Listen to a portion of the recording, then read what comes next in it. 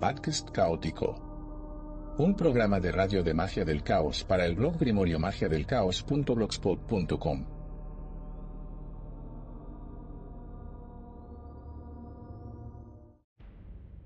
Bienvenidos una vez más al Podcast Caótico.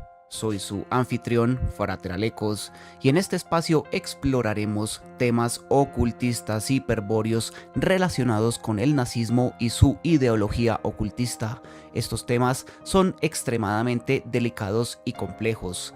Les recordamos que es fundamental abordar estas discusiones con discreción y una mente abierta. Si usted no comparte o se siente incómodo con las ideas que se expresan aquí, le recomendamos que se abstenga de escuchar. Nuestro objetivo es fomentar un diálogo respetuoso y enriquecedor, así que prepárense para adentrarse en el caos del conocimiento oculto hiperbóreo nazi. Comencemos. En un tiempo remoto y oculto, en las brumas de la historia, se alzaba Hiperbórea, un reino situado en los confines septentrionales del mundo conocido. De acuerdo con los antiguos griegos, esta tierra era el hogar de una raza pálida como la luna, bendecida por los dioses, que vivía en armonía con el cosmos y poseía un conocimiento profundo del universo. La magia hiperbórea es un vestigio de estos tiempos lejanos, cuando el mundo no estaba aún contaminado por la decadencia moderna y el espíritu humano no había sido manchado por la ignorancia. Hiperbórea, un lugar más allá del frío norte, fue conocida en las leyendas europeas por su sabiduría ancestral. Se decía que sus habitantes vivían en paz, libres de enfermedades y con una longevidad inusitada, alcanzando los 1000 años según algunos relatos antiguos. El dios Apolo, venerado por su luz y conocimiento, mantenía un estrecho vínculo con los hiperbóreos. No era extraño que los griegos y romanos hablaran de este pueblo como una raza casi divina, cuyos misterios trascendían las fronteras de lo que hoy consideramos realidad. El mito de Hiperbórea se remonta a la antigua Grecia, donde se describía como una tierra mítica situada más allá del norte, habitada por los hiperbóreos, un pueblo que disfrutaba de una vida de felicidad y longevidad.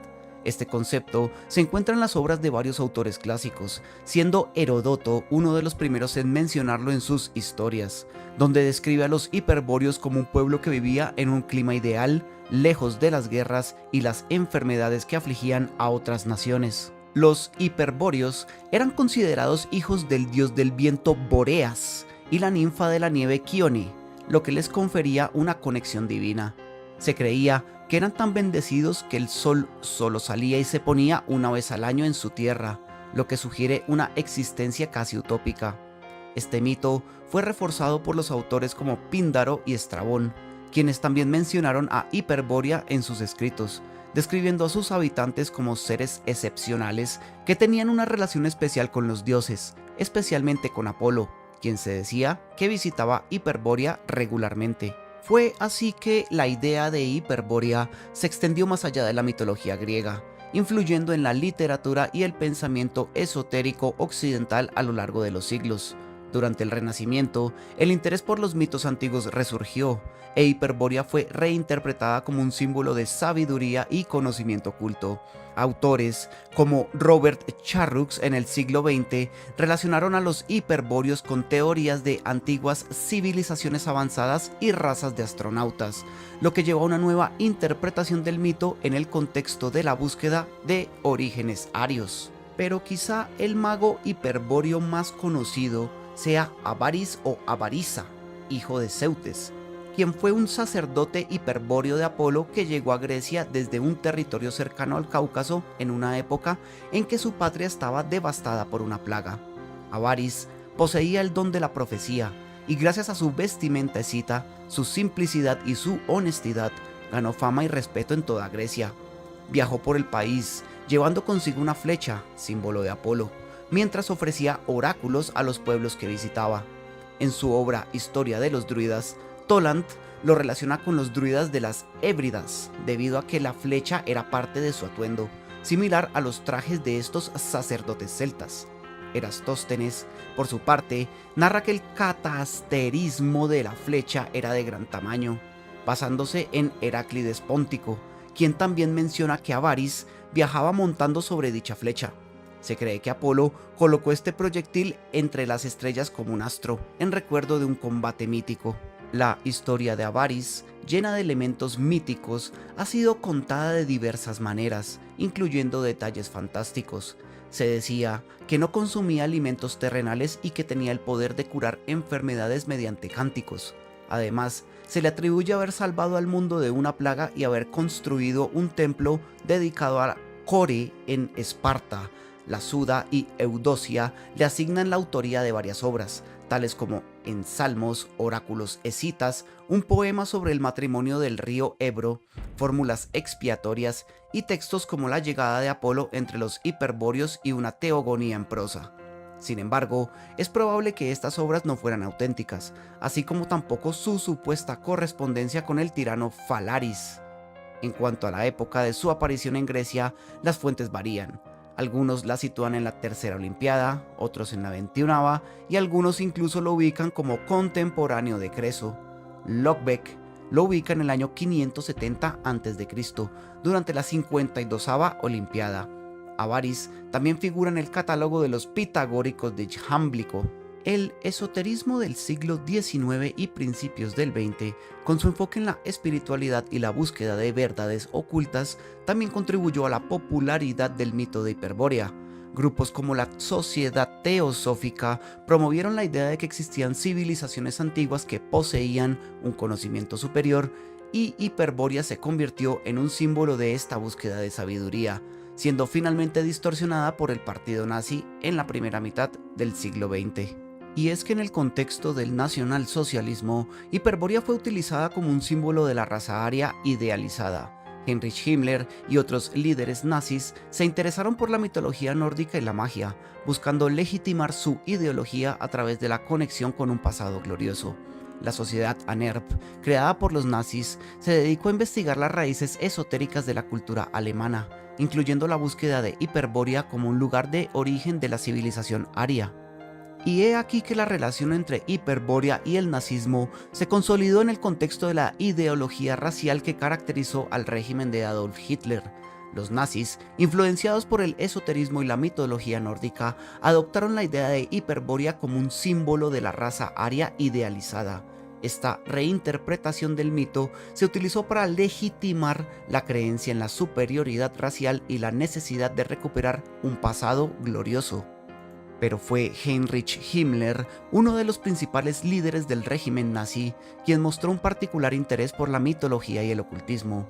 Fundó la sociedad ANERP, que se dedicó a investigar las raíces esotéricas de la cultura alemana, incluyendo la búsqueda de Hiperbórea como un lugar de origen de la civilización aria. Himmler y otros líderes nazis creían que Hiperbórea era un símbolo de pureza racial y espiritualidad, y que la recuperación de este conocimiento perdido era esencial para la construcción de un nuevo orden. La ANERP, fundada en 1935, tenía como objetivo investigar la historia y la cultura de los pueblos germánicos, así como sus raíces esotéricas. La sociedad llevó a cabo expediciones y estudios que buscaban validar la idea de una civilización aria superior.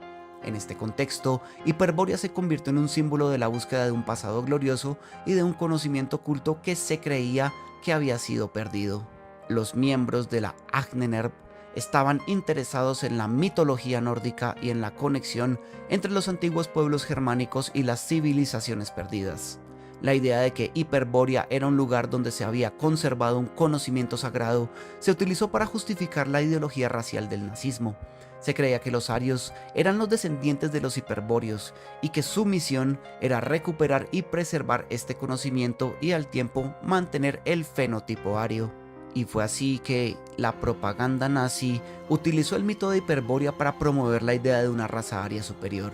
Se presentaba a los hiperbóreos como un pueblo idealizado, que poseía un conocimiento ancestral y una conexión divina. Esta narrativa se utilizó para justificar la expansión territorial y la búsqueda de un espacio vital para el pueblo alemán. El régimen nazi también promovió la idea de que la cultura y la civilización europeas eran el resultado de la influencia de los arios, quienes eran considerados los verdaderos herederos de la sabiduría hiperbórea. Esta construcción mitológica se utilizó para legitimar la persecución de grupos considerados no arios, como judíos y gitanos, a quienes se les atribuía la responsabilidad de la decadencia cultural y moral de la sociedad, desencadenando esto en crueles regímenes de opresión que finalizó en la matanza de millones de personas, hecho conocido como el Holocausto. La utilización del mito de Hiperbórea por parte del nazismo ha sido objeto de críticas y análisis en la historiografía contemporánea. Muchos estudiosos han señalado que la reinterpretación del mito fue una forma de manipulación ideológica que buscaba legitimar una agenda política y racial. La conexión entre Hiperbórea y la ideología nazi ha sido vista como un ejemplo de cómo los mitos antiguos pueden ser utilizados para justificar acciones contemporáneas. Además, la relación entre el esoterismo y el nazismo ha sido objeto de debate. Algunos investigadores argumentan que el interés por la mitología y el ocultismo en el régimen nazi fue superficial y que, en última instancia, la ideología racial fue la fuerza motriz detrás de las políticas del Tercer Reich. Otros, sin embargo, sostienen que el esoterismo desempeñó un papel importante en la formación de la identidad nazi y en la construcción de su narrativa y que sus miembros, más que ser partidarios, eran cultistas del régimen. En el mundo del ocultismo nazi, los lugares sagrados y las sociedades esotéricas jugaron un papel crucial en la configuración de las ideologías y prácticas místicas a lo largo de su corta historia. Entre estos lugares, el castillo de Wewelsburg fue un lugar de gran importancia simbólica y espiritual dentro del Tercer Reich, especialmente bajo la influencia de Heinrich Himmler, quien lo transformó en un centro espiritual para las élites nazis. Himmler creía que la torre norte del castillo era un sitio donde convergían símbolos poderosos como la cruz gamada y el sol negro, los cuales representaban las bases ideológicas y esotéricas del régimen nazi. Este castillo se planeó como el epicentro del nuevo orden mundial nazi, un lugar destinado a rituales y ceremonias esotéricas que reforzaban la visión mística y trascendental del Reich. La intención era que Wewelsburg se convirtiera en un santuario para la élite de las SS, alineando la espiritualidad esotérica con los objetivos del nazismo. También la Sociedad Thule, fundada en 1918, fue otra de las organizaciones secretas que tuvo un papel influyente en los orígenes del nazismo. Esta sociedad estaba profundamente interesada en la mitología nórdica y se enfocaba en la búsqueda y exaltación de la supuesta raza aria, supuestamente proveniente de Hiperbórea. Su líder, Rudolf von Sebottendorf, afirmaba que varios de los futuros líderes nazis, como Adolf Hitler y Heinrich Himmler, estaban vinculados a esta sociedad. La Thule promovía la idea de que los nazis debían reconectar con sus ancestros arios y con las antiguas tradiciones espirituales germánicas, lo que les otorgaría un poder místico y legitimaría su liderazgo sobre Alemania y sobre el mundo. En paralelo, la Ahnenerbe fue creada por Himmler como una organización dedicada a la investigación de la historia y la cultura de las razas arias y con un fuerte componente esotérico. Los investigadores de la Ahnenerbe se adentraron en el estudio de la arqueología, la mitología y la historia con la finalidad de legitimar la ideología nazi. Se embarcaron en expediciones que incluían la búsqueda de ciudades subterráneas y la exploración de Hiperbórea, lugar que algunos líderes nazis consideraban fervientemente el origen de la raza aria. La Ahnenerbe también fue conocida por su estudio de prácticas ocultas y por su esfuerzo en conectar el misticismo con el poder político y militar del régimen nazi. El ocultismo y la astrología jugaron también un papel significativo en las creencias de varios líderes nazis. Adolf Hitler, Ernst Röhm y Rudolf Hess mostraron interés en la astrología y otras disciplinas ocultas, lo que evidenciaba su creencia en la influencia de los astros sobre los acontecimientos terrenales. Sin embargo, la tensión entre la política del régimen y estas prácticas ocultistas se hizo evidente después del vuelo de Rudolf Hess a Gran Bretaña en 1941. Este evento desencadenó una serie de acciones contra ocultistas en el Reich, lo que demostró el dilema dentro del liderazgo nazi sobre cómo equilibrar su interés en el ocultismo con las políticas oficiales del partido. Finalmente, los grupos Völkisch promovieron una visión esotérica y mística de la historia alemana. Estos movimientos sostenían que Alemania era la heredera de una antigua religión y cultura superior, profundamente conectada con la espiritualidad aria. Figuras como Guido von List y Jörg Lanz von Liebenfels fueron líderes destacados en estos grupos, que buscaban revivir antiguas prácticas religiosas, tales como el wotanismo y la armanía, y de hecho lo lograron. No hay más que ver los rituales de este tipo que realizan los soldados ucranianos en la guerra de Ucrania en la actualidad. Estos movimientos esotéricos se alinearon con las doctrinas raciales del nazismo, promoviendo una espiritualidad que consideraban inherente a la raza aria y proponiendo que los alemanes debían recuperar su conexión con las fuerzas míticas ancestrales para restaurar su supremacía, comenzando con una purificación racial. Tras la caída del nazismo y hasta la actualidad, la magia hiperbórea sigue viva en ciertos círculos iniciáticos y su práctica ha sobrevivido gracias a la transmisión oral y escrita de sus rituales y enseñanzas. El proceso de iniciación es largo y arduo, requiriendo que el practicante se mentalice en un cambio ideológico masivo. Esta magia no es para aquellos que buscan el poder personal, ya que las repercusiones de su aplicación a este nivel pueden llegar a ser desastrosas para el ser humano, como ya se ha visto en el pasado. A pesar de esto, los rituales hiperbóreos se centran en la invocación de los antiguos dioses y las fuerzas cósmicas que rigen el universo. Estas ceremonias suelen llevarse a cabo en lugares aislados naturales como bosques o pantanos, lejos de la interferencia del mundo moderno, donde el practicante puede conectarse con las energías primordiales. Los elementos naturales como el sol, el viento y las estrellas juegan un papel crucial en estos rituales, actuando como canales a través de los cuales fluyen las energías cósmicas. En la actualidad, el concepto de hiperbórea ha sido reinterpretado por diversos grupos esotéricos y neopaganos. Algunas de las prácticas que se consideran hiperbóreas incluyen rituales de conexión con la naturaleza. Muchos neopaganos y esotéricos realizan rituales que buscan una conexión profunda con la naturaleza, inspirándose en la magia de Hiperbórea como un lugar de armonía natural. Estos rituales pueden incluir ceremonias estacionales, ofrendas a los espíritus de la tierra y celebraciones de los ciclos naturales. Meditaciones y visualizaciones. La meditación es una práctica común entre aquellos que buscan una conexión espiritual con Hiperbórea. Las visualizaciones de este lugar mítico se utilizan para alcanzar estados de conciencia elevados y para buscar guía espiritual. Rituales de sanación. Algunos grupos esotéricos creen que Hiperbórea es un lugar de sanación y rejuvenecimiento. Se llevan a cabo rituales que incorporan elementos de la naturaleza, como hierbas y cristales, para promover la curación física y espiritual. Estudio de la mitología y la historia. La investigación sobre la mitología hiperbórea y su relación con las tradiciones esotéricas es una práctica muy común. Los estudiosos y practicantes buscan comprender las enseñanzas y simbolismos que se asocian con Hiperbórea y cómo se pueden aplicar en la vida contemporánea. Rituales de iniciación. Algunos grupos neopaganos han adoptado rituales de iniciación que se inspiran en las tradiciones hiperbóreas.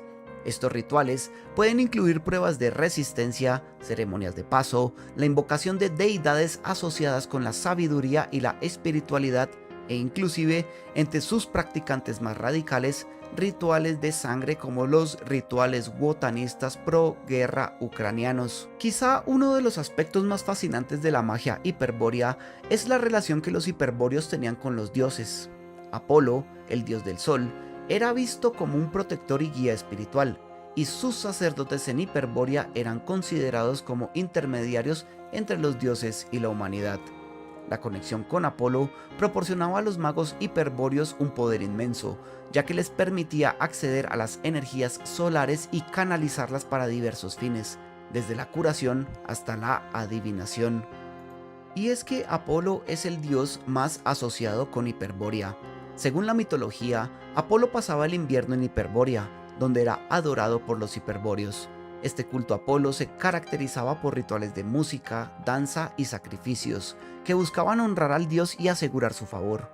Los hiperbóreos eran considerados los sacerdotes de Apolo y se creía que poseían conocimientos secretos sobre la música y la profecía.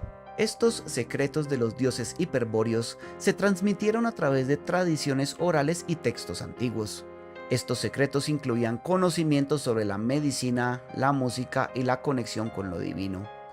Se decía que los hiperbóreos tenían la capacidad de curar enfermedades y de comunicarse con los dioses a través de rituales específicos. También, los hiperbóreos eran considerados expertos en medicina, y se creía que poseían hierbas y remedios que podían curar diversas dolencias. Este conocimiento se transmitía de generación en generación y se consideraba sagrado. La música también era un elemento central en los rituales hiperbóreos. Se creía que la música tenía el poder de elevar el espíritu y conectar a los mortales con lo divino. Los hiperbóreos practicaban danzas rituales que honraban a Apolo y celebraban la vida. A su vez, los hiperbóreos eran considerados portadores de la sabiduría divina.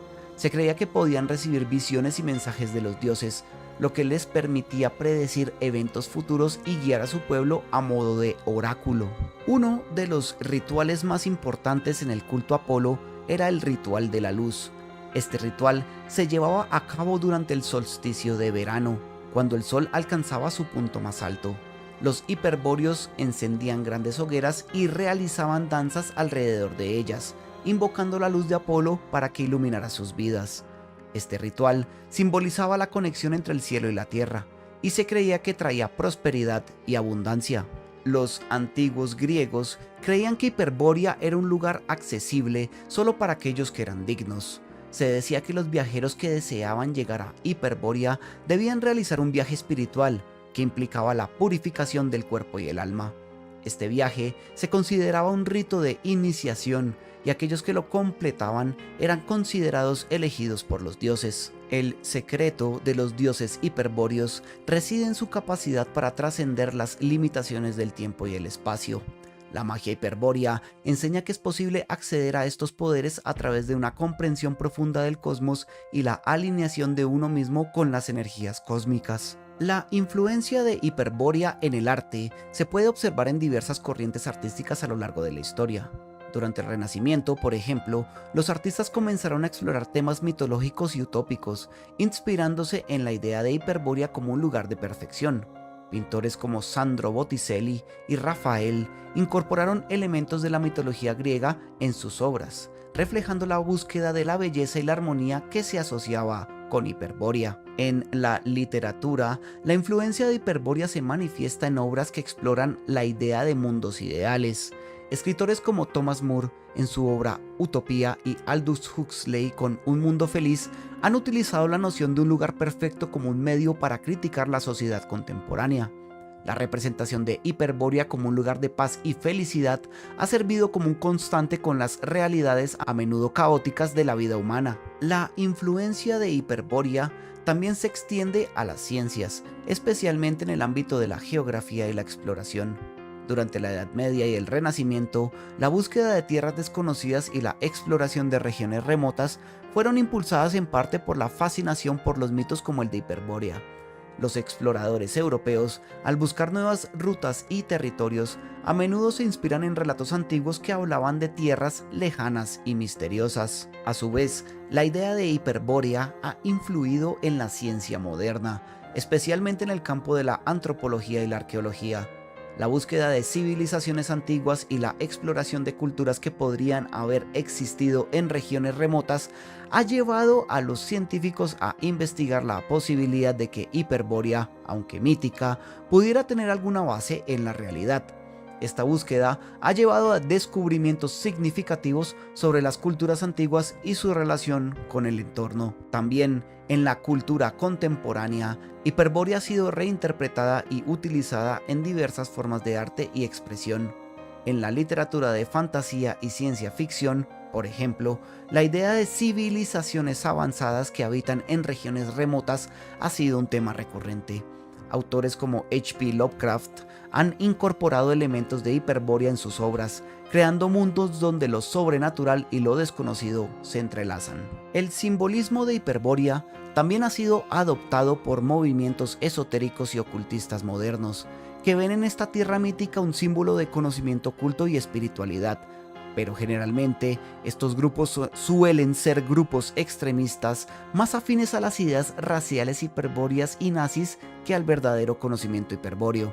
La búsqueda de la verdad y la conexión con lo divino en realidad debería asociarse con la idea de Hiperbórea como un lugar donde se puede acceder a un conocimiento superior. Y así llegamos al final de este fascinante viaje hiperbóreo.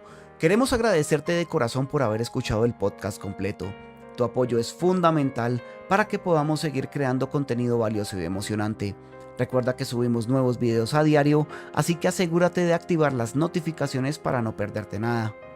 Si disfrutaste de este podcast, una de las maneras más efectivas de ayudarnos es dándole like al video y suscribiéndote al canal. Tu apoyo nos motiva a seguir adelante. Además, nos encantaría saber cómo aplicas lo que has aprendido en tu vida. Así que no dudes en dejar tus comentarios. Queremos escuchar tus historias mágicas ocultistas. No olvides unirte a nuestro canal de Telegram y al grupo, donde compartimos aún más contenido exclusivo. El enlace está en la descripción del video, y si estás interesado en adentrarte en la magia del caos o aprender a desarrollar sigilos, puedes encontrarme, Fratralecos, en Telegram bajo el nombre de usuario que encontrarás en la descripción del video. Tu camino hacia el conocimiento y la transformación comienza aquí, y estamos emocionados de acompañarte en cada paso. Así que, ¿por qué no te quedas un momento más y exploras otro de nuestros podcasts? Verás 2 en pantalla en este momento. Hay un mundo de sabiduría esperando por ti. Hasta la próxima y que la magia hiperbórea te acompañe.